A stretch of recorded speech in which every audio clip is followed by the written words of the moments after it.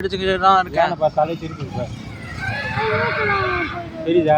தெரியுதுப்பா. யானைக்கு ஏதோ தொங்குது என்னதுடா? இது ஆட்டுறா, இது இந்த பக்கம் திருப்புடா தலையா. அதுக்கு அது பேர் குச்சி விட்டு ஆட்டுறான் பாரு. ஏய் இப்படி திருப்புடா. அங்கே பாரு. ஓகேவா?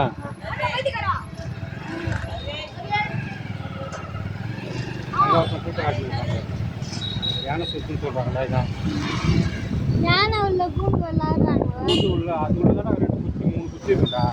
அந்த 3 குச்சியும் ஆடி பார்த்துக்கிட்ட உள்ள போய் எப்போ எப்படி